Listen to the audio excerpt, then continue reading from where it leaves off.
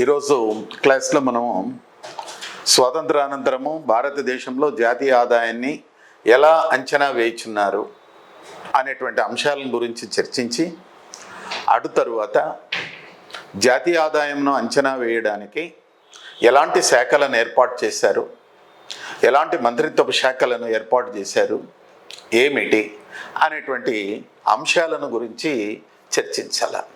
ఇక్కడ మీరు గుర్తుపెట్టుకోవాల్సినటువంటి అంశం ఏంటంటే, స్వాతంత్రానంతరము జాతీయ ఆదాయపు అంచనాలని ఎవరు వేశారు, దాన్ని నిన్నటి క్లాస్లో మనం డిస్కషన్ చేసాం. జాతీయ ఆదాయాన్ని నిరంతరంగా శాశ్వతంగా అంచనా వేయడానికి ప్రభుత్వము ఎలాంటి అధికారిక యంత్రాంగమును ఏర్పాటు చేసినది అనేది మనం తెలుసుకోవాలండి. అది ఏమిటి అనేది ఈరోజు తెలుసుకుందాం. మరి ఆంగ్లేయ పాలనలో జాతీయ ఆదాయాన్ని అంచనా వేయడానికి ప్రత్యేకమైనటువంటి శాఖలను కానీ, మంత్రిత్వ శాఖలను కానీ, లేక కమిషన్లను కానీ ఏర్పాటు చేయలేదు.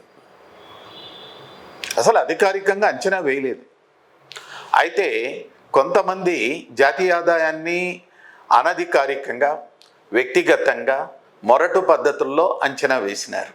ఆ విషయాల్ని గడిచినటువంటి క్లాస్లో మనం డిస్కషన్ చేసాం. మరి అలాంటి సందర్భంలో మనకు క్వశ్చన్స్ అడగడానికి అవకాశం ఉంటుంది. చాలా ఎకానమిస్టులు చెప్పాం కదా, వాళ్ళ యొక్క ఎకానమిస్టులని క్రోనాలజికల్ ఆర్డర్ అడగవచ్చు. మరి కొంతమంది ఎకానమిస్టులని ఇచ్చి మరి ఒకవైపు వాళ్ళు అంచనా వేసిన సంవత్సరాలు ఇచ్చి మ్యాచ్ ది ఫాలోయింగ్ ఇవ్వవచ్చు.